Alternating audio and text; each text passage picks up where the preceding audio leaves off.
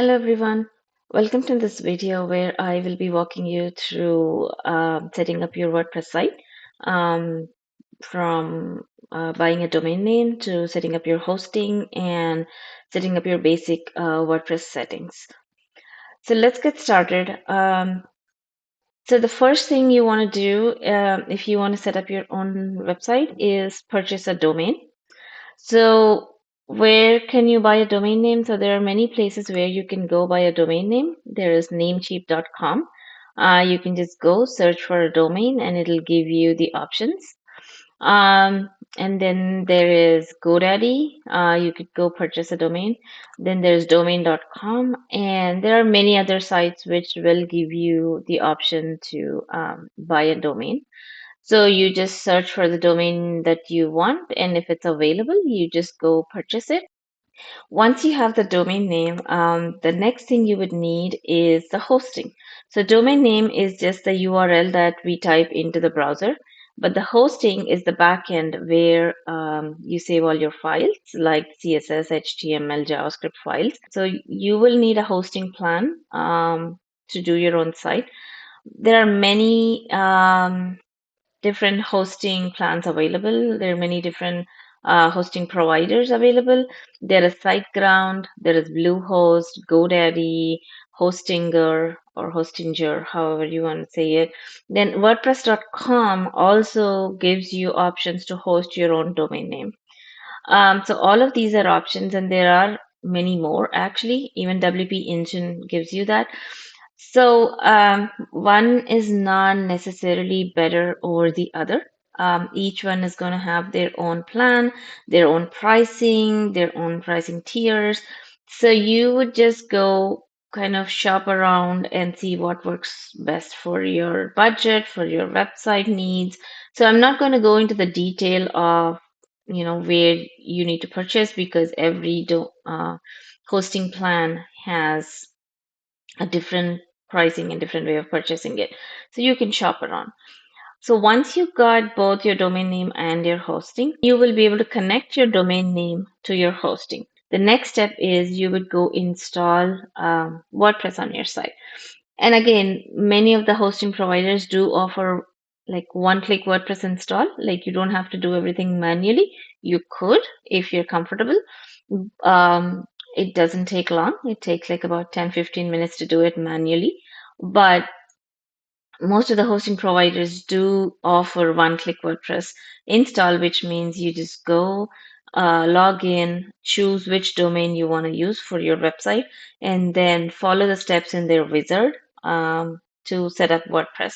And the wizard does it everything. It sets up your database and it sets up your theme and site and everything for you.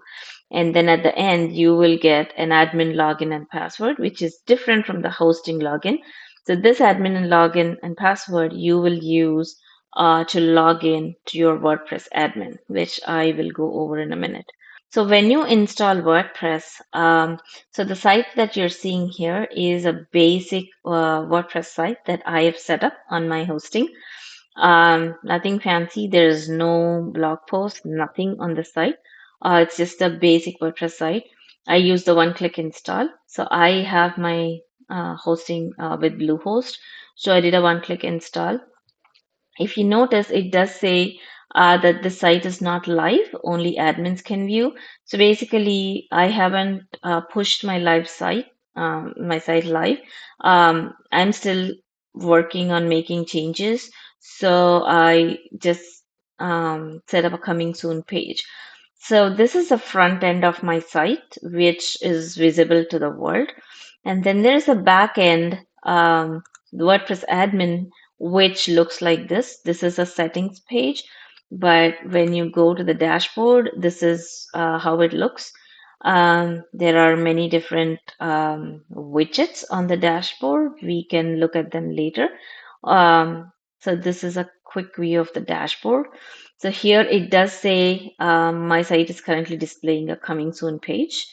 And once I'm ready, I can launch my site.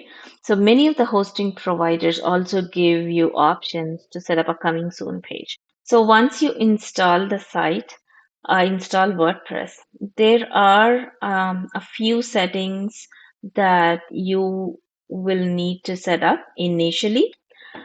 So to do that, you can just go to the settings under the on the left panel. And here, the first thing you should pay attention to is the site title and the tagline. Both of these are mostly displayed on the front end. So you can see it says My Custom Recipes. That is the site title. The site title, displaying the site title on the front end like this depends on your theme, which we will talk about. So each theme displays it differently. So that how and where it gets displayed on the front end will depend on your theme. And you can just go change um, custom title. So you can just change the site title anytime you want and save it. And when I refresh the page, it changes, right? So you can change it any number of times you want. And then the tagline is another, like, it's kind of like a small description to your site name. Um, and so this tagline displays here, but not on the top. Because the theme that I'm using is displaying the tag name only here, not here, tagline. So this is also something customizable. You could just use like a few characters to describe what the site your site is about. And some themes have the option to display a tagline, some themes don't.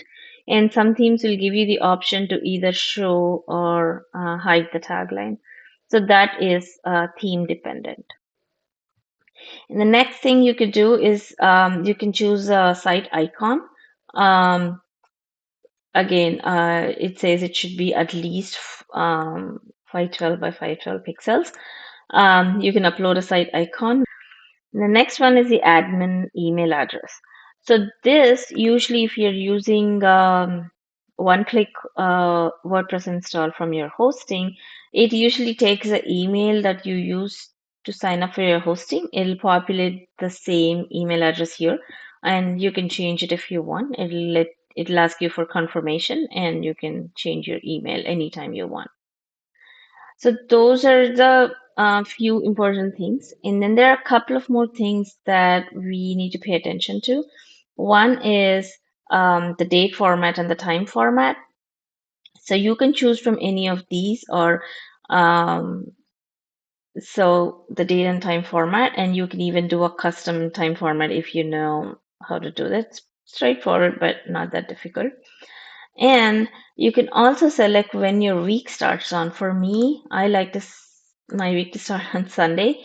So I will do that, and I can just hit save. So the last thing we need to set up on the settings page is the time zone. So right now, when WordPress gets installed, it's in the UTC time zone. So I can just change because I'm in the Pacific time zone. I will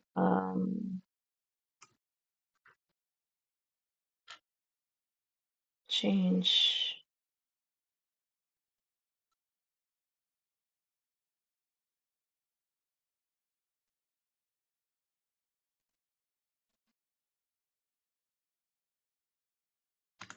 I'll change it to Los Angeles and hit save. So the next thing we would want to look at is the permalinks. So under settings, if you go to permalinks, um, so permalinks are just the URLs on the front end. Usually when WordPress gets installed, it is set to the post name, which is what we want. So make sure it is set to the post name, and then just save changes. So your permalinks are set. We can look at the themes in the next video. Thank you.